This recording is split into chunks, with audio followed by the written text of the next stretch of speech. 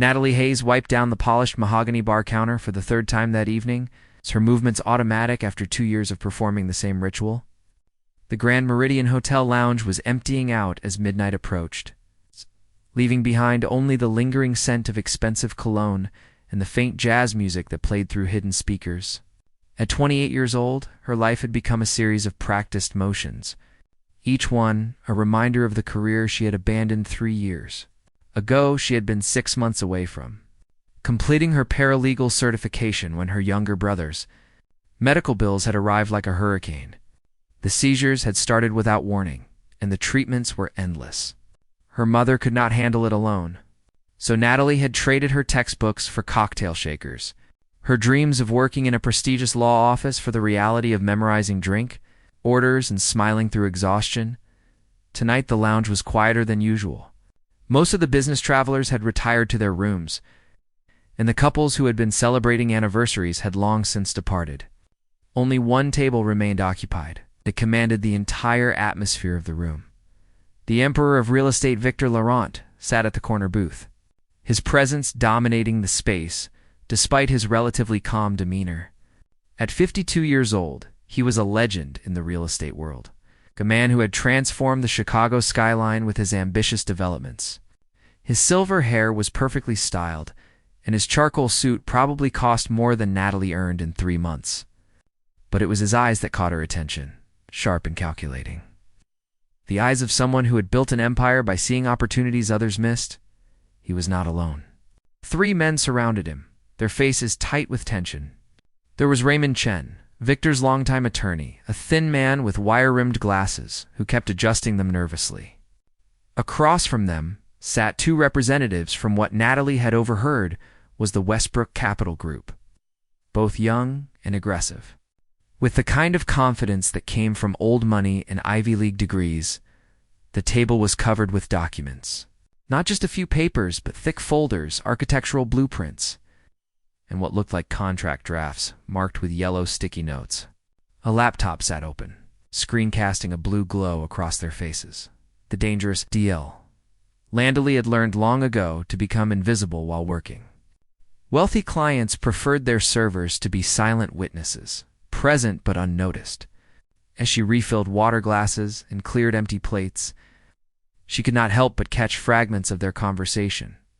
The Lakeshore Towers project, a $2 billion development that would reshape the entire waterfront district. Victor had been planning it for 5 years, and tonight was supposed to be the final review before signing. The Westbrook Group was providing the primary financing, a partnership that would either cement Victor's legacy or destroy him if anything went wrong. Raymond Chen was speaking, his voice strained. The environmental clearances are finalized. The City Council has approved the zoning changes. We have the construction permits ready to file the moment we close this deal, one of the Westbrook representatives.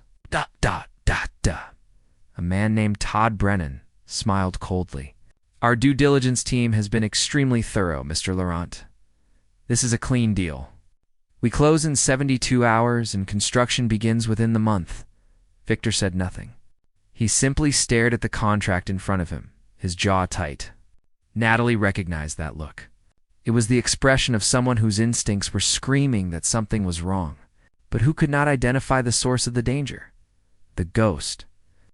In the paperwork, Natalie approached the table to clear the dessert plates, her movements fluid and practiced.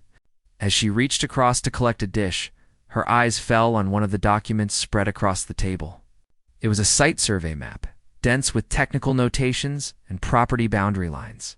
But there was something else, something that made her freeze mid-dash motion. In the lower left corner of the map, barely visible beneath a coffee stain, was a small notation in faded blue ink. It was a reference code followed by a date from 1947. The notation was labeled Historical Covenant Restriction, and it included a series number that Natalie recognized from her paralegal studies. Her mind flashed back to a lecture from Professor Linda Hartwell, a brilliant but often overlooked instructor who had specialized in property law. Hartwell had spent an entire week discussing restrictive covenants, those legal ghosts from decades past that could still bind modern property owners. She had shown them case studies of developers who had lost millions because they had failed to identify ancient restrictions, buried in property records, historical covenants. Hartwell had explained were different from modern zoning laws. They were private agreements between original property owners, often created to preserve specific uses or prevent certain types of development. They could remain legally binding for decades, sometimes forever. And they were notoriously easy to miss because they were not always filed with current county records. The notation Natalie was looking at followed the exact format Hartwell had taught them to watch for. RC 1947 CLK 008. The CLK designation stood for commercial limitation and restriction, and the 1947 date meant it predated the modern property database systems by decades. The moment of truth, Natalie straightened up, the plate trembling slightly in her hand. Her heart was pounding. This could not be real. Victor Laurent had the best legal team money could buy. Raymond Chen was a partner at one of Chicago's most prestigious firms. They would have conducted exhaustive title searches, hired specialists to review every document in the county recorder's office, but she knew what she was looking at. That notation was a red flag, and if it meant what she thought it meant, the Lakeshore Towers project could be built on a legal time bomb. She glanced at the men.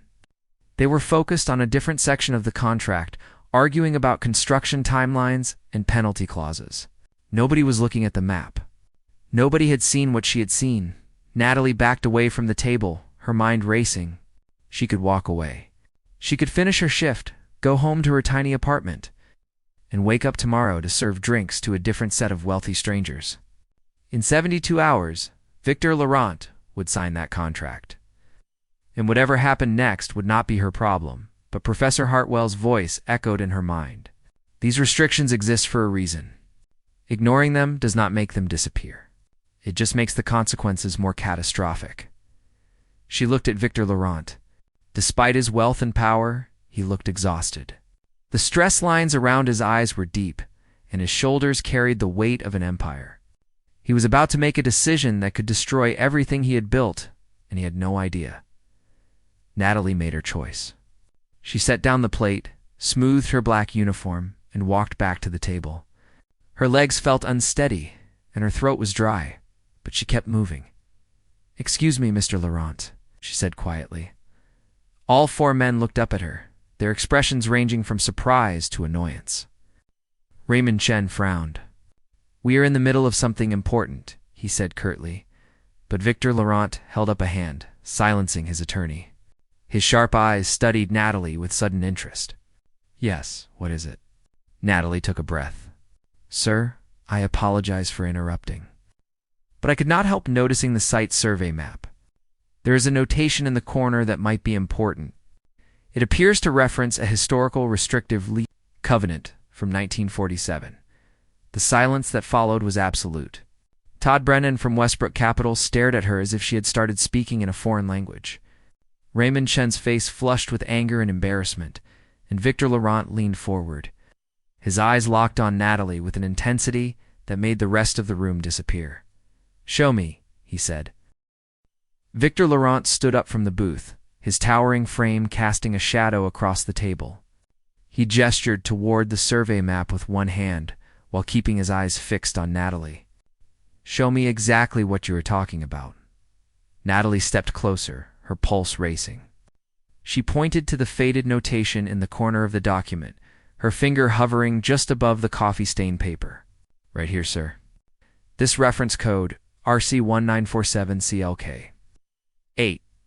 The CLK designation typically indicates a commercial limitation covenant from the post-war era. These were private agreements that restricted how property could be used, and they can still be legally enforceable today." Raymond Chen pushed his glasses up his nose and leaned over to look.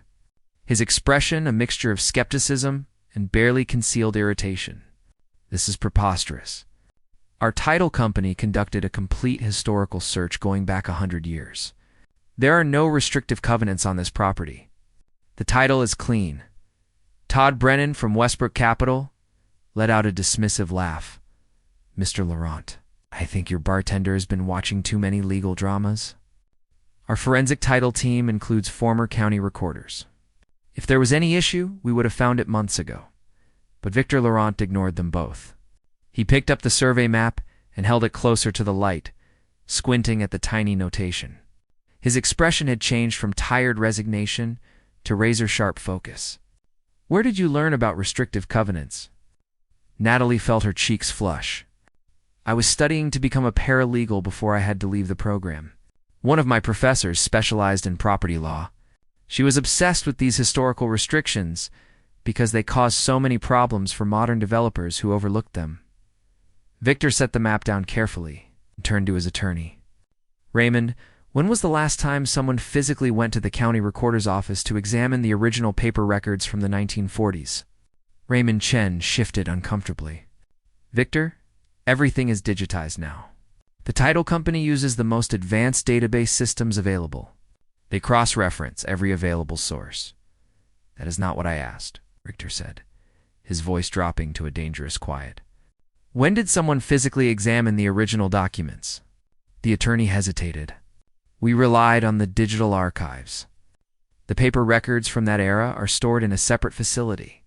They are rarely accessed because the county has scanned everything into their system." Victor closed his eyes for a moment, and Natalie could almost see the gears turning in his mind. He opened them again and looked directly at her. "What would this type of covenant typically restrict?" Natalie swallowed hard.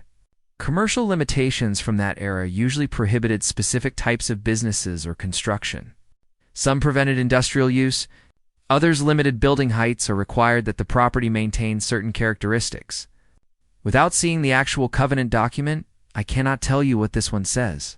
But if it exists, and it applies to your property, violating it could result in court injunctions, forced demolition, or massive financial penalties. The midnight investigation Victor Laurent made. A decision in that moment that would change everything. He pulled out his phone and dialed a number, his fingers moving with practiced efficiency. As it rang, he spoke to the table. "This meeting is suspended until I get answers." Todd Brennan stood up, his polished confidence cracking slightly. "Mr. Laurent, we have a signed term sheet. We close in 72 hours. You cannot just halt this process based on speculation from a bartender." Victor held up one finger, silencing him as someone answered the phone. "Daniel, it is Victor Laurent. I need you to do something for me right now, tonight. I need you to go to the Cook County Recorder's Auxiliary Storage Facility and pull the original deed records for the Lakeshore waterfront property. Lot numbers 447 through 451. Start with documents filed between 1945 and 1950. Look for any covenant restrictions. Yes, I know what time it is. I will make it worth your trouble." He ended the call and turned to Natalie. "What is your name?" "Natalie Hayes, sir. Natalie Hayes. You are not serving drinks for the rest of the night. You are sitting at this table until we figure out whether you just saved me from disaster or wasted my time. Either way, I need you here." Natalie felt the world tilt slightly. She glanced toward the bar, where her manager was watching with wide eyes and obvious concern. Victor followed her gaze and called out, "Whatever her name is, she is with me now. Send someone else to cover the bar." The next 2 hours felt surreal. Natalie sat in the leather booth, surrounded by men in expensive suits, while Victor Laurent orchestrated what could only be described as a legal emergency response. Raymond Chen made frantic calls to the title company demanding answers about their search methodology, the Westbrook Capital. Representatives alternated between angry protests and nervous whispers to each other. Victor himself remained eerily calm, asking Natalie detailed questions about her studies, about what she remembered from her property law classes, about the specific professor who had taught her to watch for these historical traps. The revelation at 2:17 in the morning. Victor's phone rang. He answered immediately, putting it on speaker so everyone could hear. "Daniel, what did you find?" The voice on the other end was breathless with excitement and exhaustion. "Mr. Laurent, you are not going to believe this. I found it. There is a restrictive covenant filed in March 1947 by the original property owner, a man named Theodore Callahan. It was never digitized because it was filed as an addendum to a separate transaction, so it did not show up in the direct chain of title searches. What does it restrict? Victor asked, his voice deadly quiet. The covenant prohibits any commercial construction on the property that exceeds 4 stories in height. It was put in place to preserve the view corridors from the adjacent residential neighborhood, which Callahan also owned at the time.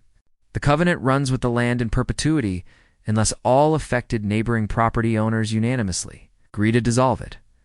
The silence in the booth was suffocating. The Lakeshore Towers project was designed as a 42-story mixed-use development. The entire financial model depended on that height. A 4-story restriction did not just change the project, it obliterated it. Raymond Chen looked like he might be sick. How did the title company miss this? Daniel's voice crackled through the speaker. The covenant was filed under a different property description system that predates the modern lot numbering. When the county digitized their records in the 1990s, this document was categorized incorrectly. It is in the system, but you would only find it if you knew exactly what you were looking for, or if you physically examined the original paper records. Victor Laurent leaned back in his seat, his face unreadable. Thank you, Daniel. Send me photographs of every page. I want the full document in my email within the hour. He ended the call and looked around the table. His eyes settled on Todd Brennan. You knew, he said simply. The trap revealed. Todd Brennan's practiced smile faltered. I have no idea what you were talking about. Victor stood up, his full height making him an imposing figure. Your forensic title team. Former county recorders, you said? People who would know exactly where to look for documents that were misfiled during digitization? People who would know how to find a restriction that no standard title search would reveal. You are making wild accusations, Brennan said, but his voice had lost its earlier confidence. Victor continued, his voice cold and precise. You found this covenant months ago during your due diligence. You knew it would kill the project. But instead of disclosing it, you buried it. You let me proceed with planning, with securing city approvals, spending tens of millions on architectural designs and environmental studies. You waited until I was fully committed, till I had signed your term sheet and was locked into your financing. He leaned forward, his hands flat on the table.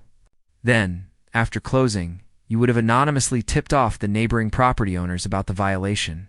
They would file for an injunction. Construction would halt. I would be in breach of a dozen contracts, facing hundreds of millions in losses. And your company would be positioned as the white knight, ready to restructure the deal on terms that would give you control of everything I have built. Todd Brennan stood up. His face flushed. This is slander, Mr. Laurent. You have no proof of any such scheme. Victor smiled, but it was not a pleasant expression. I do not need proof for a criminal case. I just need enough evidence to tie you up in civil litigation for the next decade. By the time we are done deposing every member of your due diligence team, your firm's reputation will be destroyed. No developer will ever trust Westbrook Capital again. The Westbrook. Representatives grabbed their briefcases and headed for the door, their retreat barely maintaining a veneer of dignity. Brennan paused at the entrance to the lounge. You cannot prove anything, he said, but the words sounded hollow. I do not have to, Victor replied. You just walked away from a $2 billion deal at 2 a.m. because a bartender pointed out a detail you claimed did not exist. That tells me everything I need to know. A new beginning. After they left, Raymond Chen sat with his head in his hands. Victor, I should have caught this. My firm failed you completely. I will submit my resignation in the morning. Victor waved a dismissive hand. You relied on systems that were supposed to work. The failure was institutional, not personal. But we are done with that title company, and I want a full review of every active project we have. I want original documents examined, not just database searches. He turned to Natalie, who had been sitting in stunned silence through the entire confrontation. As for you, Miss Hayes, you just saved me from walking into a trap that would have cost me everything. The losses would have been catastrophic. My company, my investors, everything I have spent 30 years building would have collapsed. Natalie found her voice. I just remembered something from a class, Mr. Laurent. I did not do anything special. You did something my entire legal team failed to do. You paid attention. You trusted your knowledge even when surrounded by people who should have known better. That takes courage. He reached into his jacket and pulled out a business card, setting it on the table in front of her. Be at my office tomorrow morning at 9. We need to talk about your future. Because serving drinks in a hotel lounge is not where your talents belong. Natalie picked up the card with trembling fingers. Victor Laurent, Chief Executive Officer, Laurent Development Group. The address was in one of the most prestigious buildings in Chicago's Loop, sir. I am not sure I understand, Victor smiled, a genuine expression this time. You will. Get some sleep, Natalie. Tomorrow, your life changes. As she walked out of the Grand Meridian Hotel at 3 in the morning, Natalie felt like she was moving through a dream.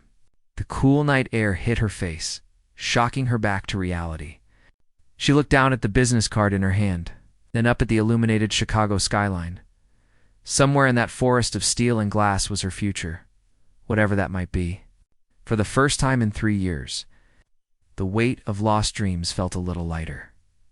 Natalie Hayes stood in front of the glass tower that housed Laurent Development Group, her reflection staring back at her from the polished surface. She had barely slept, her mind replaying the events of the previous night in an endless loop. The business card felt heavy in her pocket, a small piece of paper that somehow carried the weight of possibility.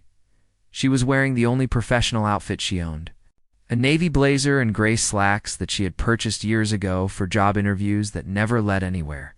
Her shoes were practical flats, worn but clean.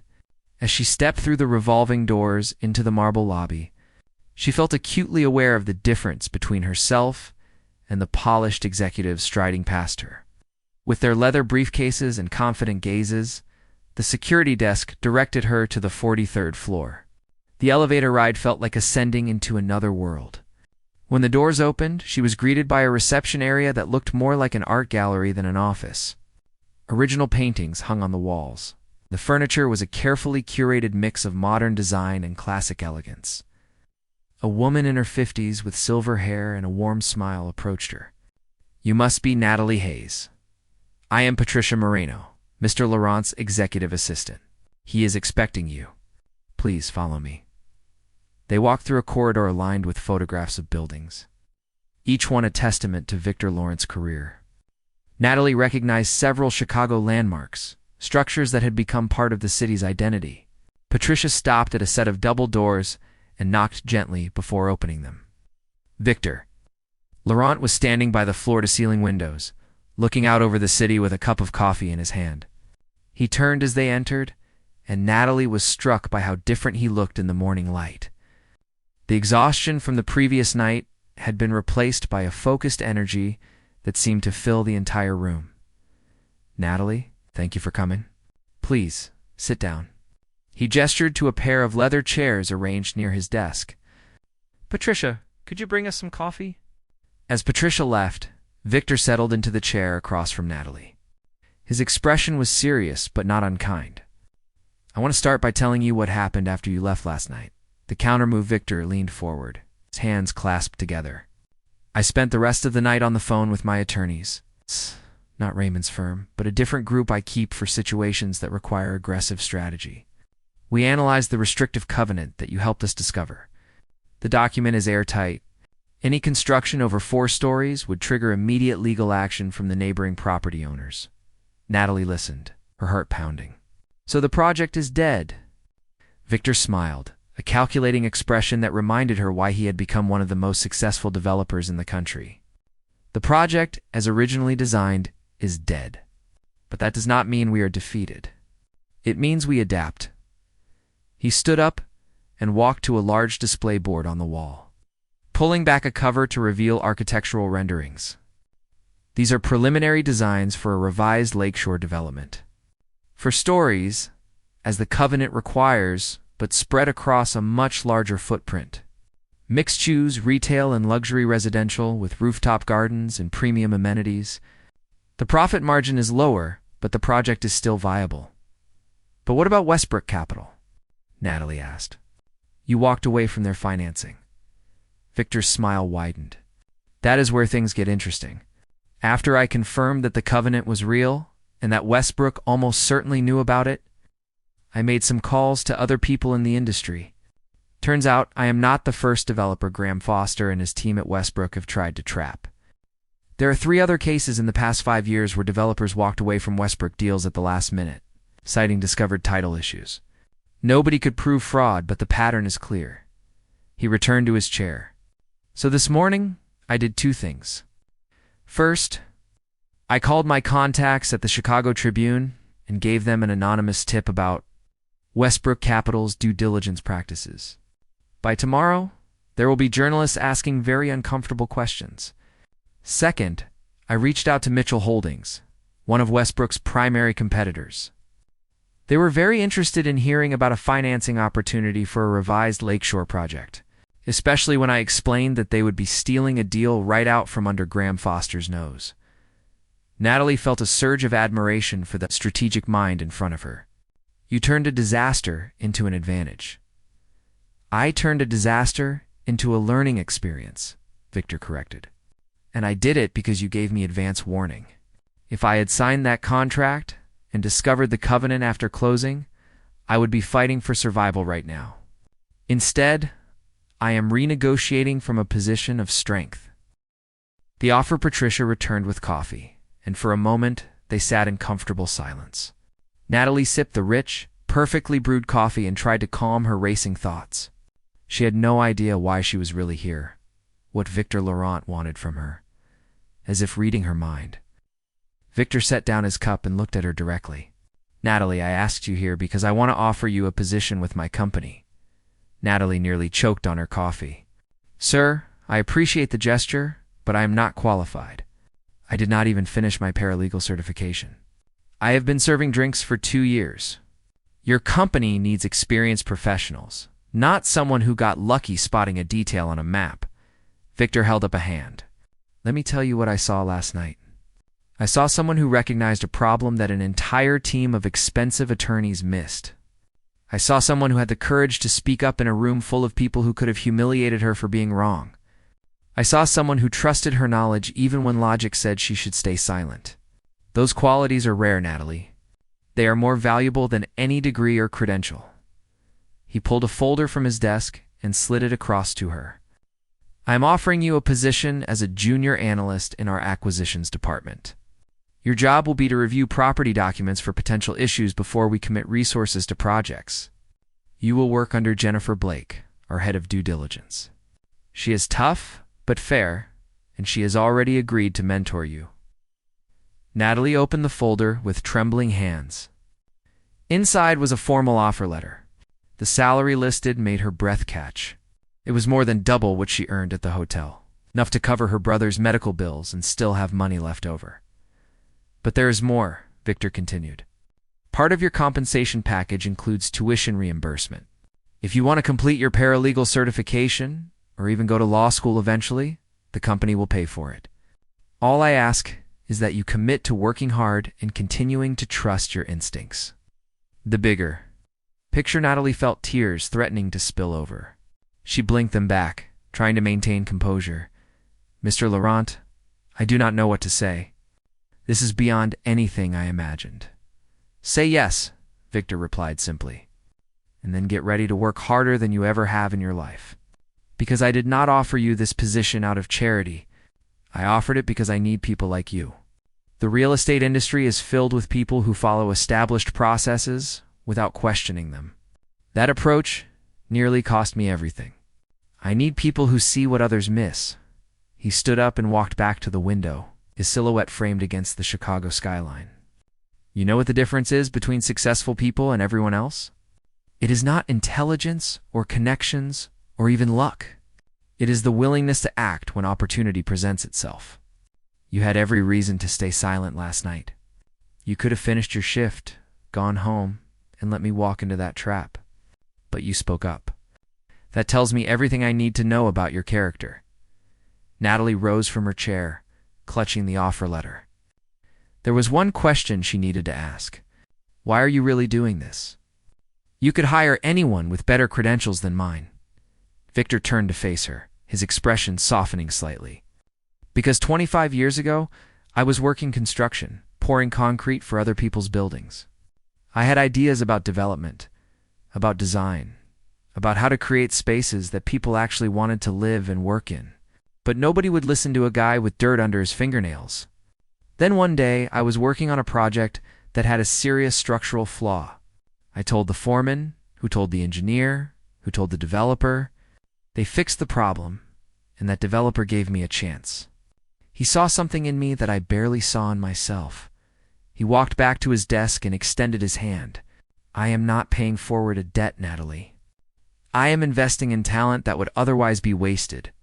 So the question is not why I am offering you this position. The question is whether you are brave enough to accept it. The decision. Natalie looked at the outstretched hand, then at the offer letter in her own trembling fingers. Her mind raced through the implications. This was not just a job. It was a complete transformation of her life's trajectory. She thought about her brother, about the medical bills that had forced her to abandon her dreams. She thought about her mother, who worked 2 jobs and still struggled to make ends meet. She thought about Professor Linda Hartwell, who had once told her she had a gift for seeing patterns that others overlooked. Most of all, she thought about the woman she had been 3 years ago, full of ambition and hope, and the woman she had become, serving drinks while her dreams gathered dust. This moment was a bridge between those 2 versions of herself. She took Victor Laurent's hand and shook it firmly. Yes, Mr. Laurent, I accept. His smile was genuine and warm. Good. You start Monday. That gives you a few days to give notice at the hotel and prepare yourself. Patricia will handle all the paperwork and get you set up with building access and technology. Jennifer Blake will meet with you on your first day to outline your initial assignments. As Natalie turned to leave, Victor called out one more time. And Natalie? Thank you. You saved more than just a business deal last night. You reminded me why I got into this industry in the first place. To build things that matter, with people who care about doing things right. 6 months later. Late afternoon sun streamed through the windows of the Laurent Development Group conference room. Natalie sat at the large table, surrounded by stacks of property documents and her laptop displaying multiple search databases. She had just finished reviewing the preliminary title work for a new acquisition in the South Loop. She was preparing her report for Jennifer Blake. Her phone buzzed with a text from her mother. Your brother's doctor says the new treatment is working. We might be able to reduce his medication soon. Thank you for everything, sweetheart. Natalie smiled and typed back a quick response. Then she returned her attention to the documents in front of her. She had found something interesting in the deed history, a pattern of ownership transfers that suggested a possible right-of-way issue. It would require more research. Her instincts told her it was worth investigating. Jennifer Blake poked her head into the conference room. How is the South Loop project looking? There might be an access issue, Natalie replied, not looking up from her notes. I want to verify something with the county before I finalize my report. Jennifer smiled. That is exactly the kind of thoroughness we need. Take your time and do it right. After Jennifer left, Natalie leaned back in her chair and looked out at the city skyline. 6 months ago, she had been wiping down a bar counter, her dreams feeling impossibly distant. Now she was sitting in one of Chicago's most prestigious development companies, doing work that mattered, with people who valued her contributions. She thought about Victor Laurent's words, the willingness to act when opportunity presents itself. She had spoken up when it would have been easier to stay silent. She had trusted her knowledge when doubt would have been safer. And that single decision had changed everything. Her desk phone rang, and she answered. Natalie Hayes' acquisitions department. The voice on the other end was unfamiliar. Miss Hayes, this is Thomas Westbrook from Westbrook Capital. I was hoping we could have a conversation about your career trajectory and potential opportunities with our firm. Natalie felt a cold satisfaction wash over her. Word had spread in the industry about the analyst who had spotted the flaw that the experts missed. Now the very company that had tried to trap Victor Laurent was trying to recruit her. Thank you for your interest, Mr. Westbrook, she said politely. But I am very happy where I am. I wish you the best with your future endeavors. She hung up the phone and returned to her documents. There was work to do, details to verify, patterns to uncover, and for the first time in years, Natalie Hayes felt exactly where she belonged. Outside the window, the sun began to set over Chicago, casting long shadows across the buildings that Victor Laurent had created and the future that Natalie Hayes was helping to build, one careful analysis at a time.